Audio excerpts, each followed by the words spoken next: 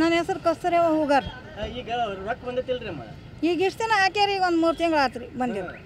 ತಿಂಗಳ ಕೊಡ್ತೀನಿ ಅಂದಿದ್ರಲ್ಲ. ಮತ್ತೆ ಅಂದಾರ್ರಿ, ಮತ್ತೆ ಅಲ್ಲ ಮತ್ತೆ ಅಂದಾರ ಈಗ ಹಾಕಿದ್ರಂತೂ ತಕ್ಕಂತೀವಿ, ಹಾಕ್ಲಿಕ್ಕೆ ಮತ್ತೆ ಏನು ಮಾಡೋಕ್ರಿ?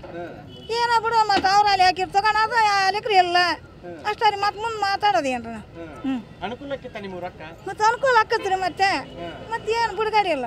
ಈಗ ಅವ್ರು ಎಲ್ಲಿದ್ರ ಅಂತ ಹೋಗಣ್ರೇನು? ಈಗೇನು ಹಾಕ್ಬೇಕಂತೀರಿ? ಮತ್ತೆ ಹಾಕಿರ ಚಲೋ ರೀ, ಮತ್ತೆ ಅವ್ರಿಗೆ ಬಿಟ್ಟಿದ್ರಿ ಅದು. ಹೌದಲ್ರಿ? ಈಗ ನೀವ್ರ ಏನು ಮಾಡಕ್ಕೆ, ನಾವ್ರ ಏನು ಮಾಡಕ್ಕೆ? 2000 ಬಂದ್ರೆ ಗುಳಿಗೆ ಅದು ತಗೊಂತೀವಿ. ಎದಕ್ಕೆ ಯೂಸ್ ಏನು ಮಾಡ್ತೀವಿ? ಏನು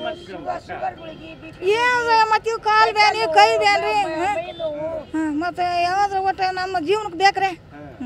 ಈಗ ಮತ್ತೆ ಸಿದ್ದರಾಮಯ್ಯ ಹೇಳ್ಯಾನ್ರಿ, ಮತ್ತೆ ಅದು ಹೇಳ್ದತನ ಎಲ್ಲಿ ಹುಡ್ಕನ್ರಿ? ಟಿವಿಯಾಗ ಹುಡ್ಕ್ಬೇಕು ನೋಡ್ರಿ ಆತನ. ಮತ್ತೆ ಹಾಕಿಸ್ರಿ ನೀವು ಹೇಳಿ. ನನ್ನ ಹೆಸರು ಹನುಮಮ್ಮ. ಗೃಹಲಕ್ಷ್ಮಿ ಏನೋ ಬಂದಿಲ್ಲ?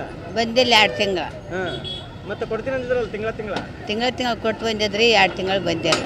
ಏನು ಹೇಳ್ತೀರಿ ಮತ್ತೆ ಏನು ಹೇಳೋಣ? ಬಂದ್ರೆ ಇಸ್ಕೊಂತೂ ಬರ್ಲದ್ರಿ ಎಲ್ಲ ಇಷ್ಟೇ. ಈಗ ಗುಳಿಗೆ ಪಳಿಗೆ ಏನಾರು ತಗೊಳಕ್ ಬರ್ತಿತ್ತು?